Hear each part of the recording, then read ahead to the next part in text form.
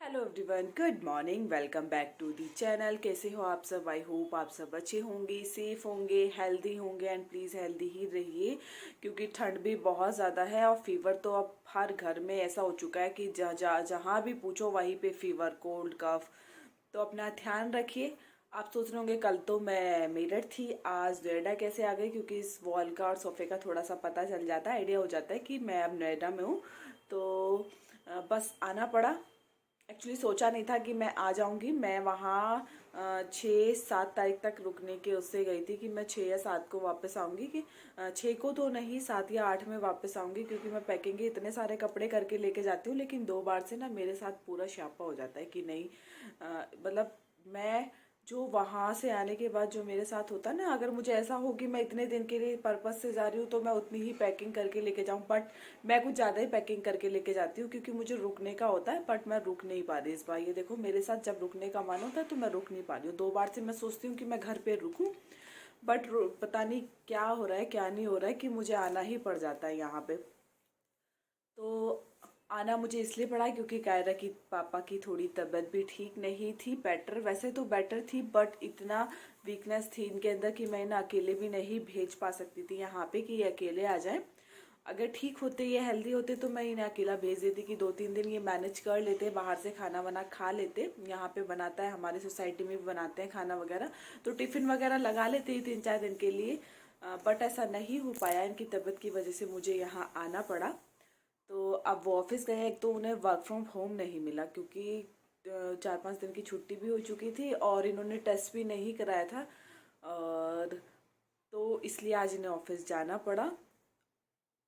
बस इस वजह से, ऑफिस की वजह से ही मेन ये था कि मैंने सोचा वर्क फ्रॉम होम मिल जाएगा, 2-3 दिन थोड़ी वीकनेस आ रही है तो शायद हम घर रुक जाएंगे। बट इन्हें नहीं मिला। कल ऑफिस वालों ने पूरा वो कर दिया, तो मतलब फ़ोन पे फ़ोन आने लगे ऑफिस वालों के, तो इसलिए इन्हें जाना पड़ा। आज ही ऑफिस जा चुके हैं। तो रात हम घर से निकले थे 8:30 के अराउंड। मतलब आप मानोगे नहीं, सोचा नहीं था कि मतलब निकलने के बाद हमारे साथ ये हालत हो सकती है।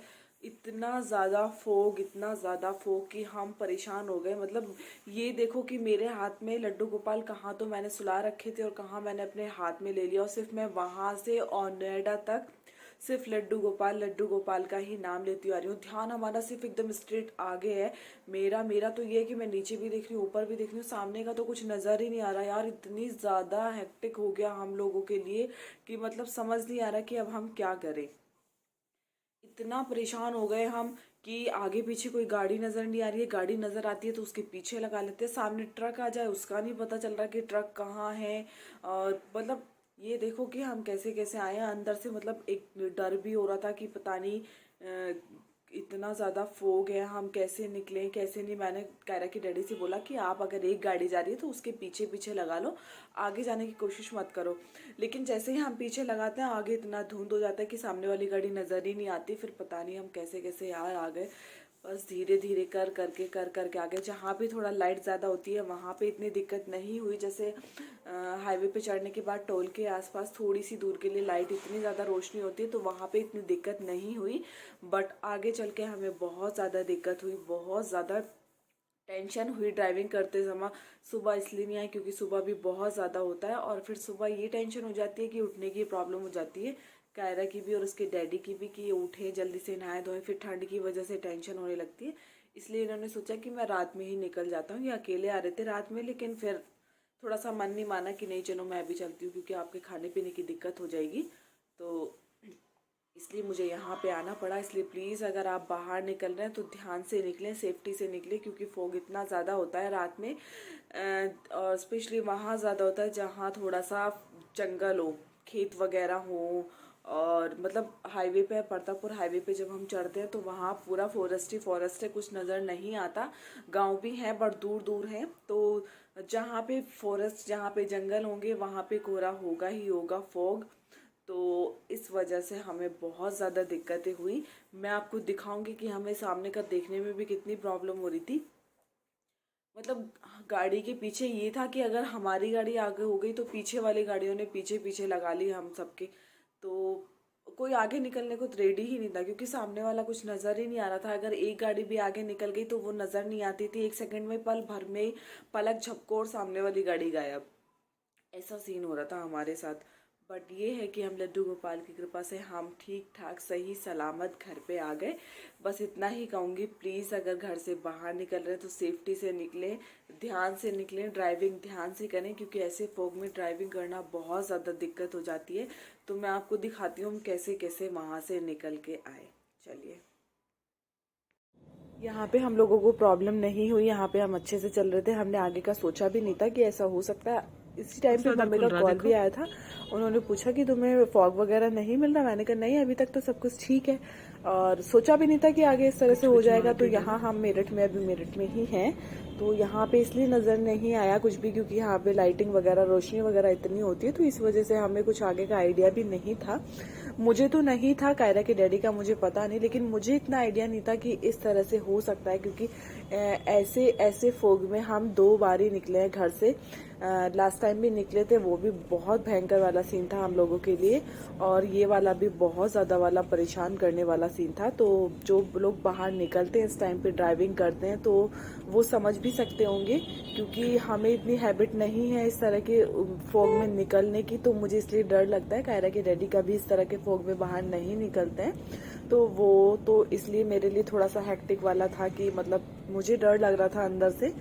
तो यहाँ पे आप देख सकते हो, यहाँ पे तो सब कुछ ठीक ठाक है, बट जैसे ही हम हाईवे पे चढ़ते हैं उसके बाद हम लोगों की हालत ख़राब हो जाती है। ऑब्वियसली मेरी ज़्यादा ख़राब हो जाती है, क्योंकि मेरा ध्यान एक तो आगे और सबसे ज़्यादा नीचे रोड पे था, कि पता नहीं चलता कि कब गड्ढा आ जाए, कब क्या आ जाए, तो इसलिए मुझे ज़्यादा दिक्कतें हो रही थी।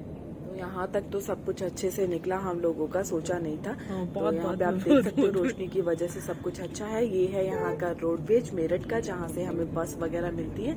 कितनी बार मैं बस में भी आई हूँ, कायरा से पहले मैं बस में आना जाना मेरा लगा रहता था, कि कभी नोएडा कभी मेरठ में बस से आ जाती थी। बट जब से कायरा के डैडी ने बिल्कुल स्ट्रिक्टली मना कर दिया कि कोई बस में नहीं जाएगा, और स्पेशली कोरोना के चक्कर में तो बिल्कुल ही सब कुछ छूट चुका है। तो दिखाती हूँ आपको आगे इस सिचुएशन क्या है क्या नहीं है। तो यहाँ भी थोड़ा मेट्रो का काम भी चल रहा है, मेट्रो स्टेशन वगैरह का, कि मैं तो इस वजह से थोड़ा रश भी मिलता है। अंदर से बहुत कमी से निकलते हैं, तो अभी तो निकलते नहीं है, बहुत रेयर वाला, अगर कभी कुछ हुआ तो तभी निकल पाते हैं, बट वैसे नहीं निकलते हैं हम लोग अंदर से रश की वजह से। तो अब रात की वजह से हमने सोचा कि रश नहीं मिलेगा तो चलो निकल लेते हैं, बट फिर भी थोड़ा थोड़ा रश था, क्योंकि इतनी स्पेस नहीं होती रोड वगैरह पे, तो इस वजह से थोड़ा सा लेट भी हो गए हम लोग यहीं से निकलने में। तो आप देख सकते हैं थोड़ा सा रश भी है, रश के चक्कर में गाड़ी भी थोड़ा स्लो करनी पड़ती है। तो यहाँ तक तो सब अच्छा था। यहाँ पे कायरा भी थोड़ा सा गाड़ी में परेशान कर रही थी, तो उसे बोल रही थी, बार बार बोल रही थी मम्मा निन्नी, या तो फिर उसे निन्नी कराओ या फिर थोड़ा सा राइम सिखाओ, क्योंकि घर से आती है ना, तो उसे थोड़ा फोन की वो लग जाती है। यहाँ पे तो मैं टीवी वगैरह दिखा देती हूँ, बट वहाँ पे नेट वगैरह की वजह से तो टीवी वगैरह नहीं देख पाती, इसलिए फोन ही चलाना पड़ता है। तो इसे फोन की हैबिट हो जाती है वहां से एक दिन में। तो बस इसे ये हो जाता है कि मम्मा राइम सिखा दो। तो मैंने सोचा, इसके डैडी ने बोला ये राइम्स तो नहीं दिखानी, ऐसे सुला दो, बट मैंने सोचा अगर ये सो जाएगी 9 बजे तो फिर ये रात को बहुत ज्यादा परेशान करेगी, इसलिए मैंने इसे सुलाया नहीं है, और बस इधर उधर ही दिखा रही थी, इसे थोड़ा खेल में लगा रही थी। बट थोड़ा हाईवे से आगे मुझे इसे फोन देना पड़ा दिक्कत की वजह से, क्योंकि फिर इसका रोना वोना स्टार्ट हो रहा था, और सामने फिर गाड़ी चलाने में थोड़ा ध्यान इधर उधर हो रहा था, तो इसलिए मुझे इसे फोन देना पड़ा। यहाँ पे आप देख सकते हो मेट्रो का काम चल रहा है, जिसकी वजह से इधर की साइड थोड़ा रश ही मिलता है, अंदर की साइड, मार्केट की साइड। इससे आगे जो हमारी जर्नी होगी वो थोड़ा टफ वाली होगी, क्योंकि वो 1 घंटे का रास्ता हमने 2 घंटे में क्रॉस किया, वो वाला रास्ता। तो ये वाली जर्नी मुझे 2 बार की जर्नी हमेशा याद रहेगी, कि हम ऐसे फोग में बाहर निकले। तो मैं ये सोच रही थी चलो अच्छा है कि मैं इनके साथ आ गई। एक बार सोचा कि ना अकेले चले जाएंगे, इन्होंने कहा हो जाए, चलो देख लेते हैं, मैनेज कर लेंगे खाने पीने का जैसा होगा। बट फिर मैंने कहा चलो ठीक है, कोई नहीं, तबियत अगर बीच में दिक्कत हो गई तो फिर दिक्कत होगी। यहाँ पे हम हाईवे पे चढ़ चुके हैं, ये आप देख सकते हो, मतलब बहुत बुरी वाली हालत थी हम लोगों की। सामने ना तो कोई गाड़ी नजर आ रही है, यहाँ पे तो फिर भी थोड़ा ठीक ठीक है, बट इससे आगे वाला जो वो रास्ता था वो तो बिल्कुल हमें परेशान करने वाला था, जिसमें मैं वीडियो वगैरह कुछ भी नहीं बना पाई। यहाँ थोड़ा ठीक ठीक था, इसलिए मैंने थोड़ा सा क्लिप ऐड कर दिया यहाँ पे ये वीडियो का। तो ये आप देख सकते हो, उधर वाली रोड पे तो थोड़ी रोशनी है, बट हमारे आगे पीछे तो कुछ नजर ही नहीं था।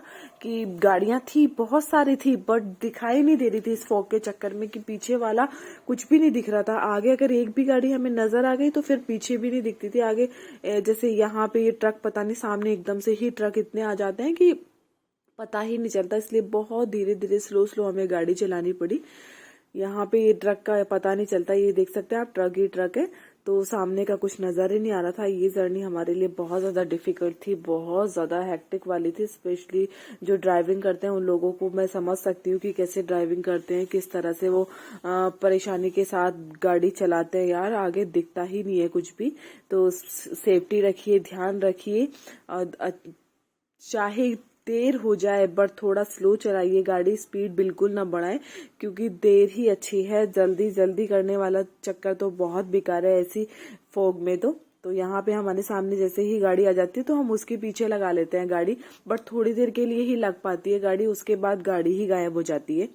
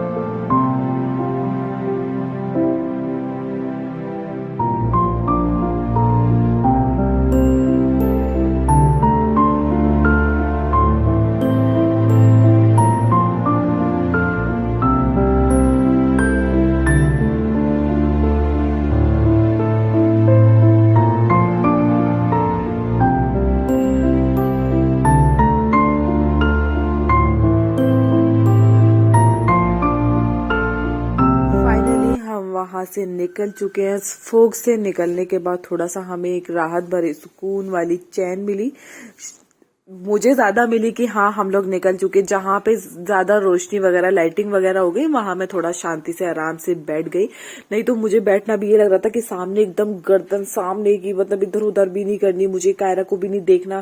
कायरा बोल रही है मम्मा मम्मा, बट मैंने इधर उधर भी नहीं देखा। यहाँ पे हम फाइनली पहुंच चुके हैं, ये आप देख सकते हो घर से आने के बाद की हालत क्या होती है। तो इस वीडियो का यहीं पे एंड करते हैं। आई होप आपको वीडियो पसंद आई है। प्लीज पसंद आई तो like comment share and subscribe जरूर कीजिए। Thank you for watching my video. Bye bye.